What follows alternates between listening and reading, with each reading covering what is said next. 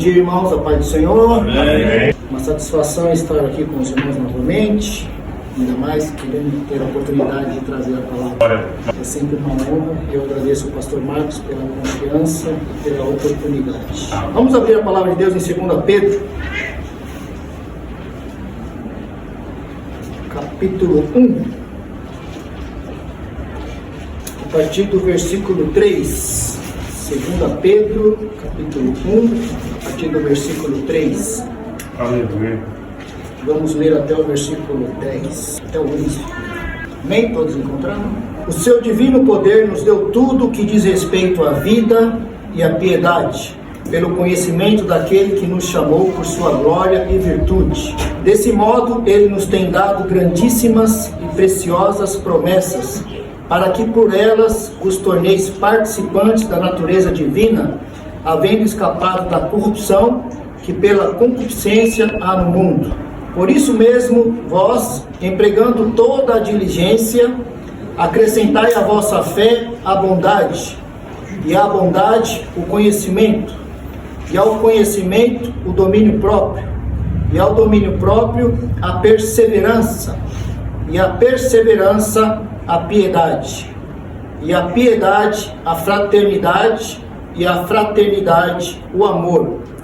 Pois se em vós houver estas coisas em abundância, não vos deixarão ociosos, nem infrutíferos no pleno conhecimento de nosso Senhor Jesus Cristo. Mas aquele em que não há estas coisas é cego, vendo somente o que está perto, havendo-se esquecido da purificação dos seus antigos pecados. Portanto, irmãos, procurai fazer cada vez mais firme a vossa vocação e eleição, pois fazendo isso, nunca jamais tropeçareis. E vós será amplamente concedida a entrada no reino eterno de nosso Senhor e Salvador Jesus Cristo. Amém. Tomai assento, curvem suas cabeças, fechem seus olhos. Senhor, nosso Deus e nosso Pai, te damos graças e te louvamos, Senhor, por mais uma vez estarmos juntos aqui na Tua presença, na Tua casa, para louvarmos, bendizermos e exaltarmos o Teu santo nome, Pai.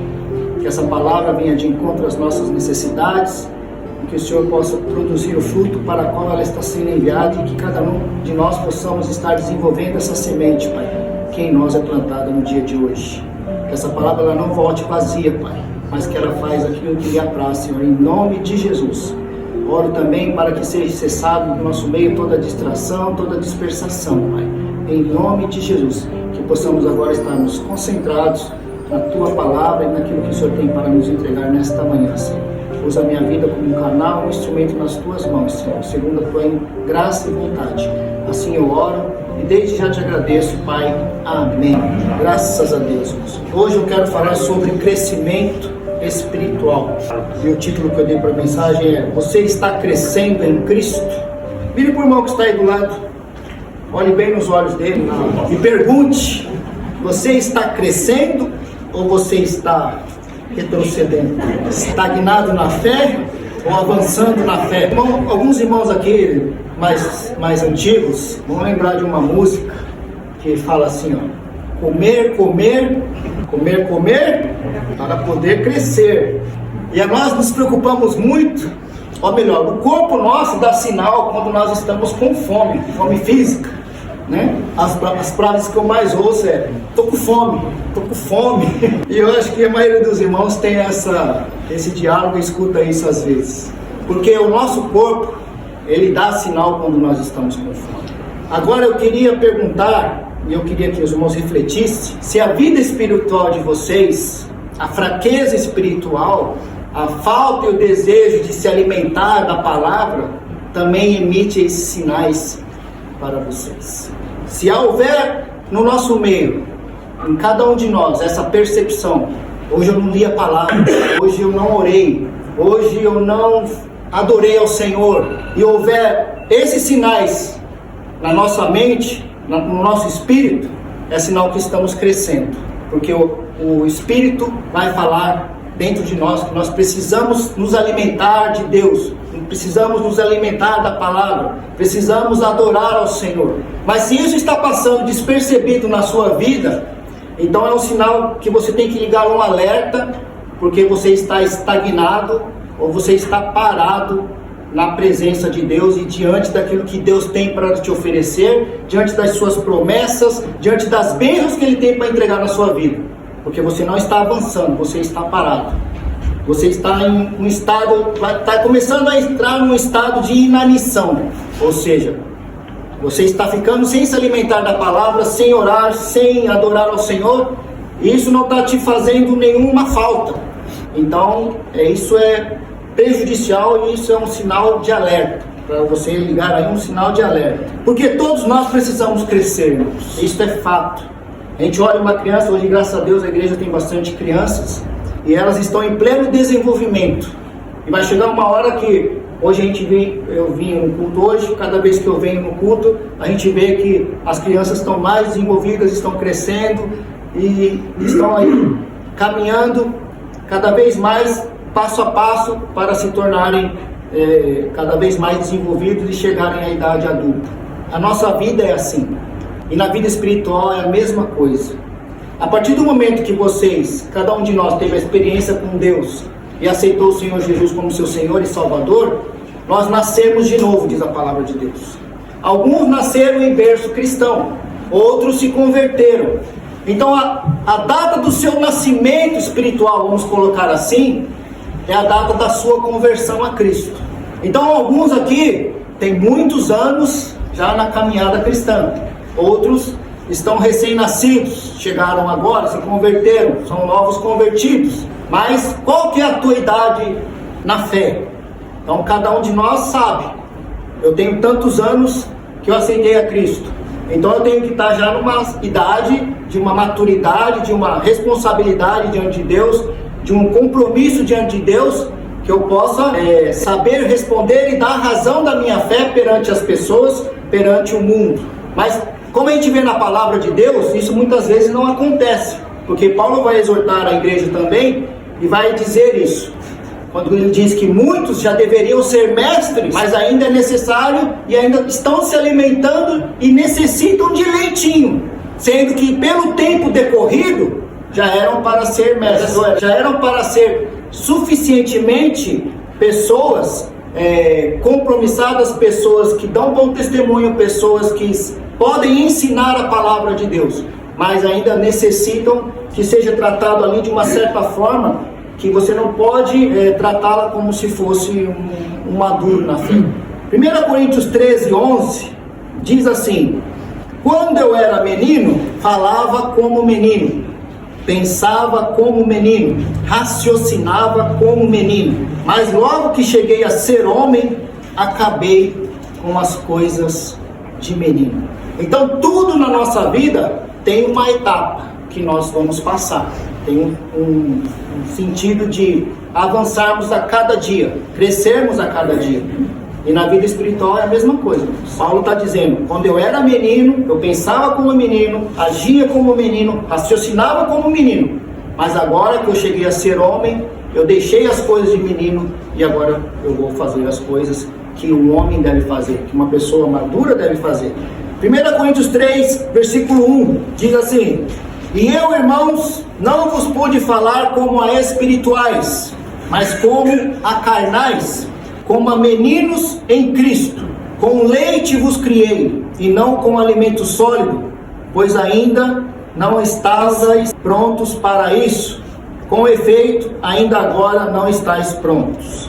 Então são alguns versículos que falam da necessidade de nós estarmos crescendo, de nós estarmos avançando na fé.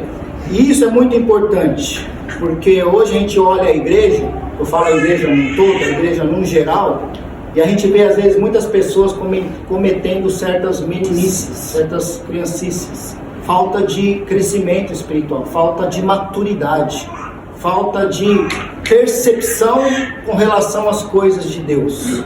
E aqui nessa carta que Pedro escreve, nesse capítulo que a gente leu, nesse texto, vai falar dessa necessidade de crescer espiritualmente, dessa necessidade de nós avançarmos, deixarmos de ser crianças e passarmos a sermos adultos na fé. E como isso vai acontecer?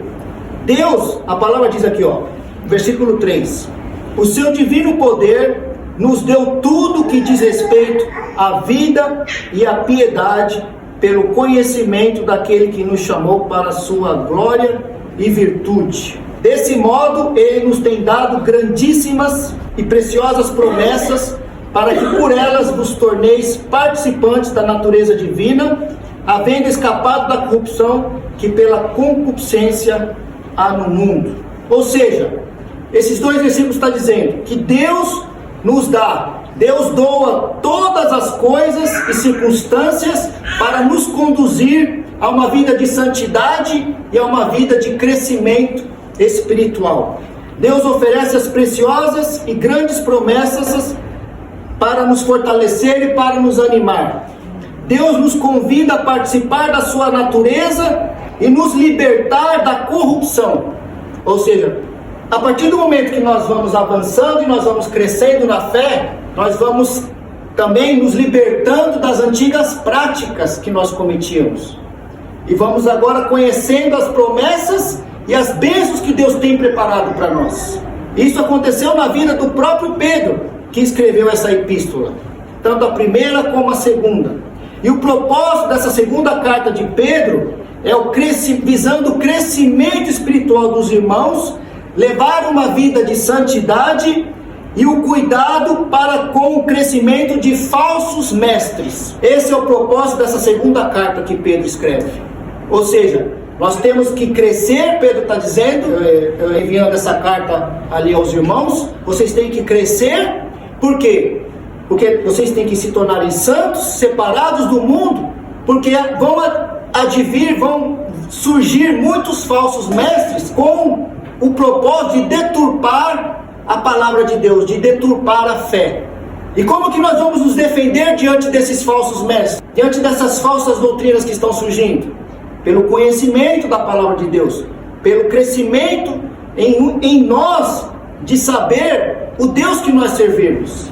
Olha, é só nós olharmos hoje na mídia, quantos e quantas pessoas se dizendo em nome de Deus, pessoas se dizendo mestres, estão aí ensinando a palavra de Deus, estão se dizendo líderes, estão se dizendo, vamos colocar assim, estão sendo influenciadores e estão influenciando as pessoas a questionarem: será que isso é de Deus?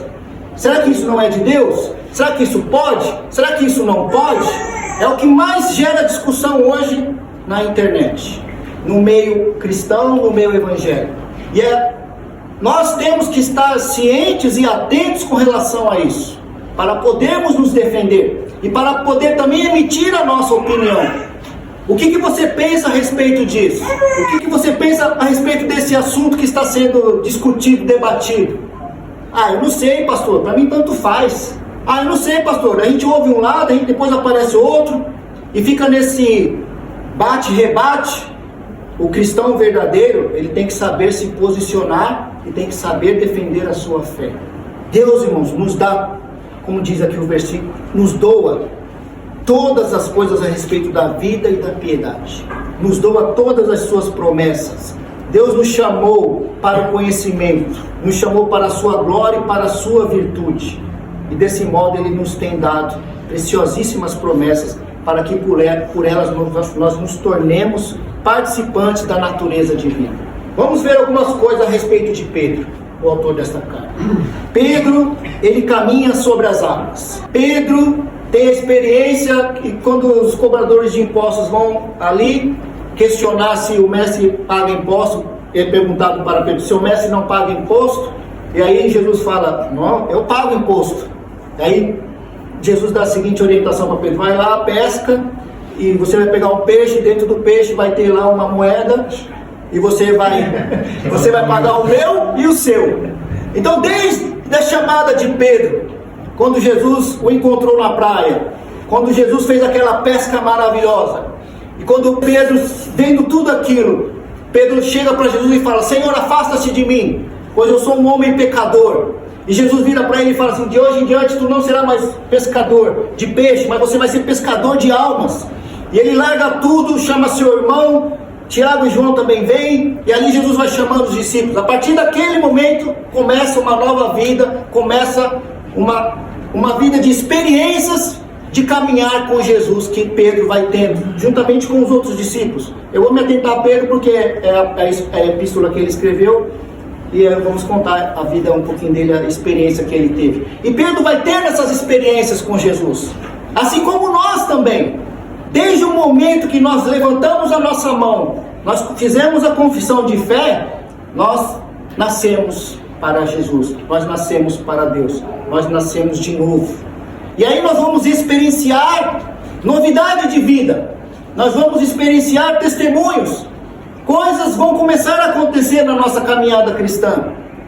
Se eu perguntar para cada um dos irmãos aqui, desde a sua conversão, do seu novo nascimento, conta aí alguma coisa que te aconteceu, conta aí alguma experiência, conta aí alguma coisa que você fala, não, isso é de Deus, isso foi de Deus na minha vida, ou isso está sendo de Deus o que está acontecendo na minha vida. Então são experiências que nós estamos tendo, são experiências que nós estamos contando, porque você está vivendo essa nova vida que Deus está te proporcionando. Isso é andar em novidade de vida, isso é caminhar, isso é avançar, isso é crescer. E Pedro começou a ver tudo isso, juntamente com os outros discípulos, ver curas, milagres, sinais que Jesus estava operando e fazendo. Mas aí chega um determinado, vamos dizer assim, a prova de fogo, que é o momento que antecedeu a crucificação de Jesus. Quando estavam ali assentados os 12, na ceia, Jesus vai servir a ceia, mas Jesus, antes de servir a ceia, ele fala, dentro do nosso grupo aqui, há um que vai nos trair. E aí os discípulos começam um a olhar para o outro, será que é eu? Não, será que é você? Houve aquele clima de suspense, aquele clima de desconfiança, e Jesus, quem é? Todo mundo, quem é? E Jesus, não, é aquele que vai molhar o pão comigo. E aí depois que sai desse cenário, Pedro vai ter ali um diálogo com Jesus, e Pedro começa a falar, não, Senhor, eu jamais te trairei, com o Senhor eu vou até a morte. Tomando Jesus à parte, tendo esse diálogo. Aí vem a prova de fogo, porque aí Jesus vira para Pedro e fala, olha Pedro, hoje, antes que o galo cante, você vai me negar 3 vezes. Não, de maneira nenhuma, isso jamais vai acontecer. Mas aí é fato, né? Acontece, Pedro nega Jesus. E aí Pedro se dá conta, depois das 3 negações, na última, a Bíblia diz que ele chora amargamente, ele vê que realmente o que aconteceu aquilo que Jesus disse que iria acontecer. A Bíblia diz que ele cai em si, ele chora amargamente.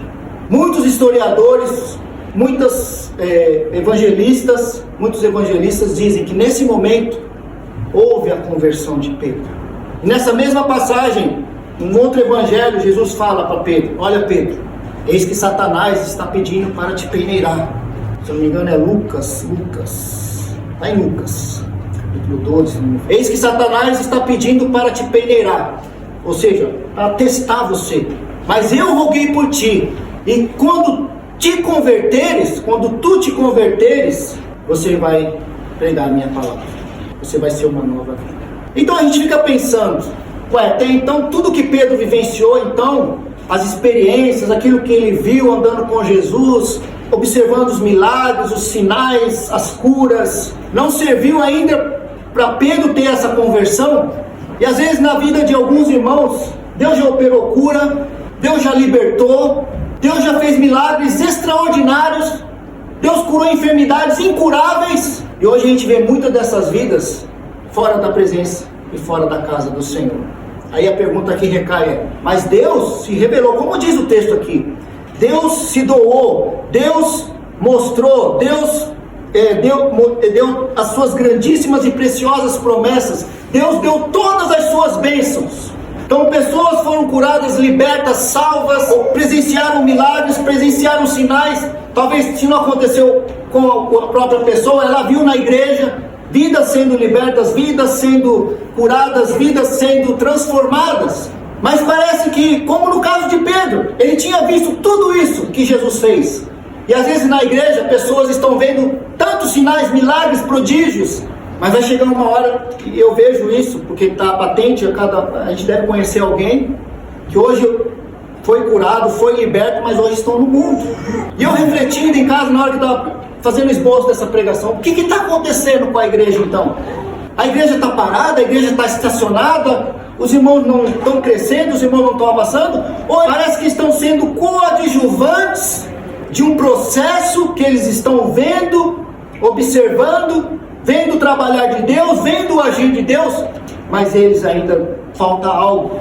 E eu fiquei me perguntando, o que mais falta acontecer na sua vida para que você possa continuar crescendo? Falta milagre? Falta libertação? Falta cura? Jesus disse para os discípulos, o que vocês estão vendo e observando com seus próprios olhos, muitos profetas, muitos homens antigos gostariam de ver e presenciar o que vocês estão vendo e presenciando. Então glorifiquem a Deus. Então eu olho para a igreja hoje e eu penso, o que nós estamos vendo e o que nós estamos observando. Talvez se não aconteceu ainda com você, uma cura, uma libertação, algo que você de extraordinário que você quer que Deus faça na sua vida, mas você já presenciou na vida de um irmão, você já viu na vida de alguém acontecer, porque Deus está presente no nosso meio, irmãos. Deus está operando, Deus está fazendo, mas nós precisamos continuar a crescer. E se você talvez fale, mas não aconteceu nada comigo ainda, eu quero que tenha, eu quero experienciar, eu quero vivenciar um milagre, eu com Deus, eu quero ter as minhas bênçãos, eu quero ter a minha novidade de vida, eu quero ter o que contar para os outros. Então você tem que continuar fazendo o que é ensinado a fazer, crescer, avançar, não estacionar, não olhar as circunstâncias, não olhar os problemas, não olhar as adversidades, porque o inimigo ele está trabalhando para deturpar a imagem de Deus. O inimigo está trabalhando para que nós questionemos se as coisas são de Deus ou se não são de Deus. E tudo que Deus faz, irmãos, no nosso meio, é para a sua honra e para a sua glória, para nós testemunharmos, para nós continuarmos a contar as experiências que Deus está fazendo. E Deus não nos chamou para sermos coadjuvantes, Deus não nos chamou apenas para presenciarmos. E aqui eu vou contar uma experiência que está na palavra de Deus, de uma figura, de uma mulher que é coadjuvante, mas ela poderia ser, vamos dizer assim, o principal. Marta e Maria. Primeira cena que a gente vê de Marta e Maria. Jesus vai até a casa delas, porque lá estava o seu irmão Lázaro, e eles eram amigos.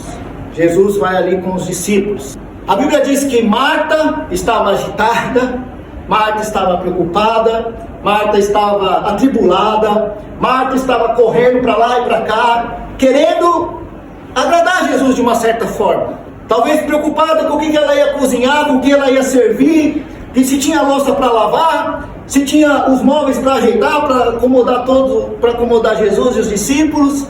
Então ela estava agitada, preocupada, estava naquela correria. E a Bíblia diz que Maria estava tranquila. Jesus senta e Maria vai lá e senta aos pés de Jesus e começa a ouvir Jesus falar os ensinamentos de Jesus. E aí Marta ainda fica mais nervosa ainda, a ponto de ela chegar para Jesus e falar: Jesus, o senhor não se incomoda? O senhor não está vendo tudo isso que minha irmã está fazendo? Fala para ela se levantar, fala para ela vir me ajudar. E Jesus olha e fala: Marta, Marta, você está preocupada e ansiosa por muitas coisas, mas uma só é necessária. E Maria escolheu a melhor parte, e isso não lhe será tirada. E quantas vezes a gente vê essa cena das pessoas preocupadas, das pessoas agitadas, das pessoas preocupadas com o amanhã, preocupadas com o dinheiro, preocupadas com finanças, preocupadas com o emprego, preocupadas com relacionamentos, preocupada se eu fui tratado de uma forma X, de uma forma Y, eu não gostei, eu não achei bom, as pessoas não me amam, as pessoas não me gostam, as pessoas não me valorizam, as pessoas não estão vendo o que eu estou fazendo, as pessoas querem reconhecimento. Marta queria o reconhecimento, queria receber os elogios de Jesus naquela cena, dizer: ó, Marta, que legal, olha, você é muito esforçada, parabéns para você, Marta. Eu estou vendo tudo que você está fazendo. Nossa, você está muito preocupada, muito agitada, porque você quer servir o melhor para nós. Mas ela não recebeu esse elogio. Talvez ficou frustrada com a resposta de Jesus. E Maria, por outro lado, sentada ali aos pés de Jesus, ouvindo os ensinamentos de Jesus, foi elogiada. E ela falou assim: nossa, eu não entendo mais como que é essa história de servir a Deus agora. Agora eu fiquei confusa, porque eu estou dando tudo de mim, mas ao invés de eu receber o elogio de Jesus, eu recebo crítica. E minha irmã que não está fazendo nada, aos olhos de Marta, Maria não estava fazendo nada. Maria está de boa. Maria sentou ali aos pés de Jesus, falou: ah, Jesus, eu vou sentar aqui, daqui eu não saio, porque eu sei quem está aqui na minha casa, o Filho de Deus, e eu não posso perder essa oportunidade. Eu não sei quando eu vou ter outra oportunidade igual a essa, quando Jesus vai vir de novo se hospedar na minha casa, e Ele está aqui assentado me ensinando. Irmãos, eu vou largar tudo, que o mundo se exploda, que se as pessoas estão pensando, eu estou deixando de pensar. Não, eu estou aqui com o Mestre, e eu vou dedicar a minha adoração ao Mestre. Eu vou largar tudo, eu vou deixar tudo, porque agora tenho ouvidos para Jesus. Então Marta, nesse momento, ela é uma coadjuvante, e muitas pessoas estão sendo coadjuvantes na presença de Deus. Mas Jesus te chamou para ser a peça principal. Jesus quer te elogiar, sim. Jesus quer reconhecer o que você está fazendo. Mas quando você escolhe a melhor parte. Um outro texto envolvendo Marta e Maria. Marta ainda não aprendeu a lição, porque Marta ainda vai ser coadjuvante.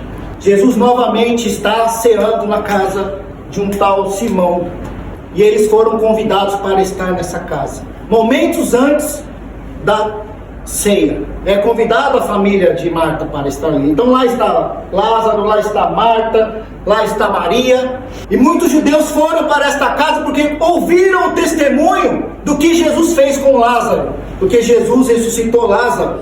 Então muitos foram para lá para ouvir. E aí o que acontece nessa cena, nesse texto? Maria se apresenta trazendo um perfume, um nardo puro, de muito valor, e ela despeja todo esse perfume aos pés de Jesus e enxuga com seus cabelos, mostrando que Maria era uma verdadeira adoradora. Maria sabia o que representava Jesus. E ali muitos também, ainda aqueles estagnados, aqueles, vamos dizer assim, que não crescem, começaram a criticar, começaram a levantar as vozes. Nossa, que desperdício!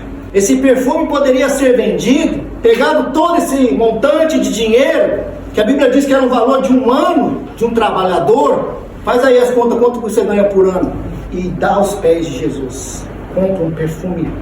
É isso que Maria fez. Mas não, sempre tinha ali os questionadores, os murmuradores. Ah, mas se isso fosse vendido, olha, o valor de um ano de trabalho, que desperdício. Poderia ser vendido e ser doado aos pobres. Jesus, mais uma vez, irmãos, vai se levantar e vai elogiar o que Maria fez. E vai falar assim: os pobres, vocês sempre terão com vocês. Ou seja, vocês vão sempre ter uma nova oportunidade para fazer uma caridade, para poder ajudar os pobres. Mas Maria, ela está me ungindo, ou melhor, ela me ungiu, porque daqui a pouco eu vou ser levado à cruz. E Jesus ainda acrescenta: e isto não lhe será tirado. E aonde esse evangelho for pregado, será dito a respeito do que essa mulher fez. Então muitos estão sendo coadjuvantes, sendo que poderiam ser, vamos dizer assim, os atores principais. Porque falta esse discernimento, falta esse crescimento. E Deus nos chamou, irmãos, para sermos vitoriosos, para sermos exemplos, para sermos maduros, para sermos responsáveis diante da fé que nós professamos. Pedro, depois que ele se converte, a Bíblia diz que até a sua sombra curava as pessoas. Pedro, depois que ele se converte, ele ressuscita. Pedro, depois que ele se converte, ele cura Enéas. Pedro faz, agora não só presenciar, não só ter experiências, mas agora ele é fonte também de cura, de milagres, de sinais, de prodígios, porque ele entendeu o processo. Jesus quer que nós venhamos a cada dia a crescer. E esse texto vai nos dar algumas qualidades, vamos colocar assim, vamos dizer assim, algumas coisas, alguns elementos essenciais para que nós possamos crescer. Primeiro, versículos 5, 6 e 7. Há essa listinha aqui. Por isso mesmo, vós, empregando toda a vossa diligência. O que é diligência, irmãos? É cuidado, é zelo para com as coisas de Deus. Acrescentai a fé, a bondade, o conhecimento, ao conhecimento, o domínio próprio, a perseverança, e a perseverança, a piedade, a fraternidade, e a fraternidade, o amor. Então, uma pequena listinha, vamos dizer assim, pequenos elementos, assim como o nosso corpo físico, para poder crescer, precisa do alimento físico, e dentro desse alimento físico há elementos tipo proteína, carboidrato e etc., para que nós possamos ter uma vida desenvolvida bem. A nossa vida espiritual, para termos crescimento, precisa de alguns elementos. Pedro nos dá alguns elementos aqui: fé, virtude, diligência, perseverança, domínio próprio, piedade, fraternidade, amor. Algumas coisas que nós temos que começar a colocar em prática na nossa vida, que vai fazer com que nós venhamos a crescer. Por que eu falo isso? Porque o próprio texto diz, versículo 8: pois se em vós houver estas coisas em abundância, não vos deixarão, o que está escrito aí? Ociosos e infrutíferos, no pleno conhecimento de nosso Senhor Jesus Cristo. No pleno conhecimento de nosso Senhor Jesus Cristo. Pois se em vós houver estas coisas, que coisas? Essas listas que ele deixou aqui. Então você está sendo diligente? Você está tendo fé? Está tendo virtude? Está tendo conhecimento? Está buscando conhecer? Está tendo domínio próprio? Bondade? Perseverança? Fraternidade? Você ama os seus irmãos? Você suporta a fraqueza dos seus irmãos? Sabe conviver com os seus irmãos em Cristo? Porque a Bíblia diz que nós temos que suportar uns aos outros. Não é suportar só as bênçãos, mas suportar às vezes os defeitos, para que juntos possamos crescer como uma unidade, como um corpo. Se a gente olhar para o nosso corpo físico, às vezes tem certas partes que nós, se pudéssemos, a gente descartava. Então, se eu pudesse, tirar fora. Nós, às vezes, né, a pochete aqui, às vezes, nós arrancar fora também. Mas não é, você nasceu assim, com essas características, com essa qualidade, dá para dar uma melhorada. Mas, e na vida cristã, Deus nos ensinou a nós convivermos, a nós suportarmos. A Bíblia diz: você que está forte, suporte a fraqueza daquele que está fraco. E cuide para que você não caia. Vigie, ore. Então, é necessário nós continuarmos a avançar. Tem algum tempinho ainda. Se nós praticarmos tais virtudes, irmãos, que está descrito aqui, não seremos nem inativos e nem infrutuosos no conhecimento e na obra de Deus. Mas o mesmo texto diz, se em nós não houver estas coisas, nós estamos andando como que cegos, vendo somente o que está diante de nós, havendo-se esquecido da purificação dos nossos antigos pecados. Ou seja, estacionamos, paramos, deixamos de avançar, deixamos de crescer. Vamos colocar aqui também no processo natural. É aquela pessoa que agora relaxou. Eu estou gordo mesmo, eu vou morrer mesmo, eu vou comer o que eu quiser, eu vou me satisfazer com o que eu quiser, eu não estou mais nem aí com nada. Eu não me importo mais se vai ter problema de saúde, se não vai ter. Eu quero viver a vida. E tem, já colocando aqui na parte espiritual, tem certas pessoas, certos crentes que chegam numa determinada fase que ele já não esquenta a cabeça mais com nada. Para ele tanto faz, tanto fez, não importa mais se vai ler a Bíblia, se não vai ler. Ontem eu encontrei com um irmão lá na academia, esse ano eu fiz o propósito de ler a Bíblia 1 ano. Em 1 ano eu vou ler a Bíblia. Aí eu falei: irmão, você já começou?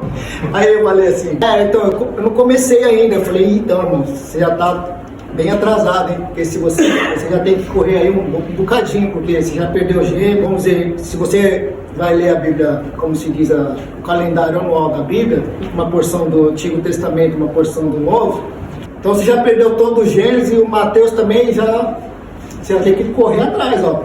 Já tem Mateus e Gênesis para você ler, porque eu já estou na minha leitura anual. Eu já estou terminando o Êxodo. E já estou terminando Mateus. Aí ele, irmão, é verdade. Eu falei, irmão, corre atrás, porque senão você não vai de novo, você vai chegar no final do ano e você não vai poder falar que leu a Bíblia toda. Então, é descontraído, lógico, na brincadeira, mas é sério. Porque as pessoas se propõem a fazer algo para Deus, mas o tempo vai passando, o dia a dia nosso é corrido, sempre vai haver desculpas. Mas eu pergunto, o nosso dia a dia é corrido, concordo com todo mundo, mas você deixa de se alimentar, o alimento físico? Eu vejo essa preocupação nas irmãs. O que eu vou fazer para cozinhar? Ou melhor, o que eu vou fazer para o jantar hoje? O que eu vou comer hoje? Então é natural essa preocupação. Chega no final de semana, e aí, o que vamos comer? Onde vamos? Que restaurante? Então essa mesma preocupação tem que haver com relação às coisas espirituais, para que nós não venhamos a morrer de inanição espiritualmente falando. Temos que aprender, irmãos, a ministrar a nossa adoração a Deus. De que forma? Como eu dei o exemplo de Maria. O que você tem de melhor que você pode oferecer para Deus? O que você tem de melhor que você pode oferecer para Deus? É o seu tempo? Pode ser. São seus dons e talentos? Sim. Suas primícias? Sua vida? Seu louvor? O que você tem de melhor que você pode oferecer para Deus? Como diz o salmista, que darei eu ao Senhor por todos os benefícios que Ele me tem feito? Que darei eu ao Senhor por todos os benefícios que Ele me tem feito? Hoje, irmãos, muitos vêm à igreja muitos veem, olham para a igreja e vêm até ela e já se tornou um ritual, se tornou um hábito, se tornou um costume ou uma tradição. E eu vou dizer para os irmãos que Deus não aceita esse tipo de adoração. Você não pode, a partir do momento que você sai da sua casa, que nem hoje, domingo, tem culto, sair de casa com esse pensamento: eu vou para a igreja porque isso já se tornou um hábito na minha vida. Eu vou para a igreja porque eu vou bater cartão. Eu vou para a igreja porque se tornou um costume. Eu vou para a igreja porque é uma tradição. Não. Você vem para a igreja porque você vem adorar o Rei dos Reis e o Senhor dos Senhores. E como diz o salmista, eu vou para o templo para aprender no templo do Senhor e buscar a sua face. Então o modo como nós vemos a igreja, o corpo de Cristo, vai demonstrar também como está o seu crescimento espiritual diante das coisas de Deus. E como nós, já entrando aqui na parte, como nós estamos lidando com as dificuldades. Como você está lidando com o seu sofrimento? Como você está lidando com a sua dor? Como você está lidando com os seus problemas? Isso vai demonstrar também o nível de crescimento espiritual em que você se encontra. Nós não podemos, a despeito de tudo que está acontecendo no mundo e às vezes o que acontece nas nossas vidas, na nossa família, atribuir como algo do inimigo. Porque é fácil dizer, né, irmãos? É o inimigo, é o cão, é o Satanás, é o coisa ruim, por isso que eu estou nessa situação. Tem certas coisas que nós fazemos que é por nossas próprias culpas, por causa dos nossos próprios erros. Quando Pedro negou Jesus, antes, qual que era o posicionamento de Pedro? Ah, Senhor, jamais eu vou fazer isso, jamais vai acontecer, com o Senhor eu vou até a morte. Mas aí Jesus é pego no Getsemane. Judas vai lá, dá um beijinho, trai. A Bíblia diz que todos os discípulos vazaram, sumiram. Mas Pedro, olha que interessante, Pedro vai acompanhando a distância, mas ele vai acompanhando, e a Bíblia diz, para observar o que iria acontecer. Ele vai olhando de longe, ele não foge, ele vai acompanhando de longe, ele vai vendo tudo o que está acontecendo. Pedro sendo levado para o Sinédrio, Pedro sendo questionado, julgado, as autoridades querendo arrumar alguma acusação contra Jesus, não estavam encontrando nenhuma, até que se levantam falsas testemunhas, começam a interrogar Jesus. Pedro de longe está observando tudo. Aí chega a mulher: ah, você é um deles. Não, não sou. Não, mas você se parece com ele. Aí chega outra: não, você fala como um deles. Irmãos, Quem é de Deus não tem como negar as suas características. O nosso falar é diferente, o nosso pensar é diferente, o nosso agir é diferente. Porque se Pedro não estivesse andando com Jesus, se Pedro não estivesse em crescimento com Jesus, ele seria um qualquer ali na beira daquela fogueira, onde ele se aproxima ali para se esquentar e observando o que estava acontecendo ali com Jesus. Mas não, as pessoas o identificaram como um discípulo, porque ele era diferente.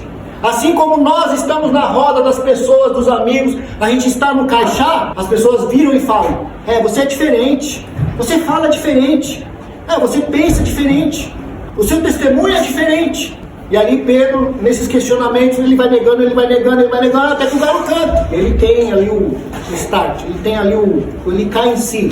E nós também, irmãos, precisamos ter esse start. Nós somos filhos de Deus, diante da multidão nós somos reconhecidos como crente, no caixá nós somos reconhecidos como crente. Nosso testemunho demonstra que somos crentes, mas nós temos que continuar a avançar. Para finalizar, eu quero finalizar com o próprio capítulo de Pedro, capítulo 3, que diz assim, versículo 17 e 18. Capítulo 3 de 2 Pedro. Vós, portanto, amados, sabendo isso de antemão, guardai-vos de que pelo engano dos homens perversos sejais juntamente arrebatados e descaiais da vossa firmeza. Antes, crescei na graça e no conhecimento de nosso Senhor e Salvador Jesus Cristo. A Ele seja dada a glória, assim agora, como até o dia da eternidade. Amém. Amém. Pedro está dizendo aqui, resumindo nesses 2 versículos: tomem cuidado, porque ele diz: vós, portanto, amados, sabendo isso de antemão. Sabendo o que de antemão? Tudo que está acontecendo no mundo, as perseguições, os falsos mestres. A minha orientação para que vocês busquem a santidade, para que vocês cresçam. Guardai-vos de que pelo engano dos homens perversos sejais juntamente arrebatados e descaiais da vossa firmeza. Ou seja, a despeito de tudo que está acontecendo no mundo, tomem cuidado, porque senão você vai cair na fé, você vai desanimar, você vai retroceder. E para que isso não aconteça, cresça.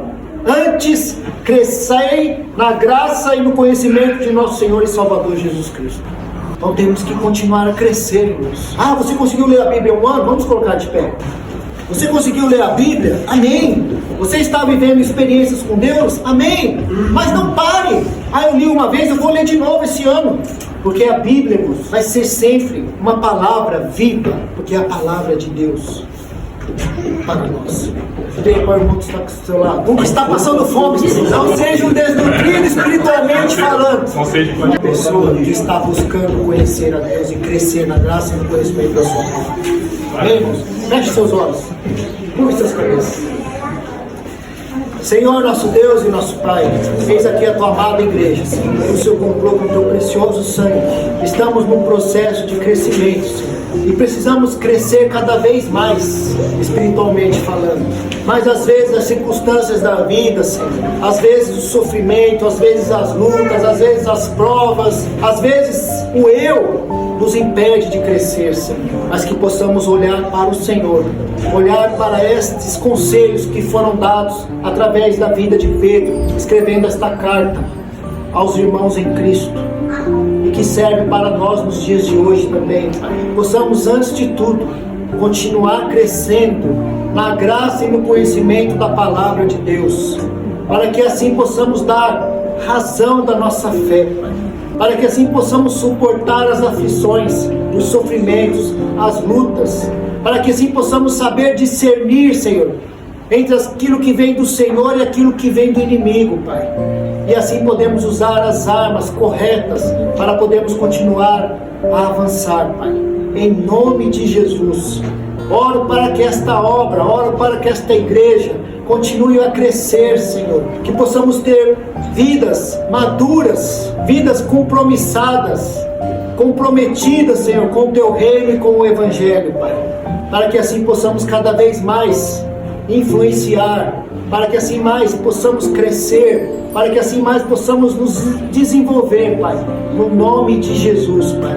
E tudo que estiver afetando ou impedindo, Pai, o crescimento na vida dos irmãos, seja uma luta, seja uma prova, seja um vício, seja uma coisa que precisa ser tirada, liberta, Pai. Ajude cada uma dessas vidas, Senhor, em nome de Jesus, para que possamos andar em novidade de vida, para que possamos contar experiências, para que possamos continuar a contar bênçãos, Senhor, daquilo que o Senhor está fazendo no nosso meio e nas nossas vidas e por nossas vidas, ó Pai, em nome de Jesus. Assim eu oro e desde já te agradeço, Pai. Amém. Amém. Deus abençoe. Antes, crescei na graça e no conhecimento de nosso Senhor e Salvador Jesus Cristo.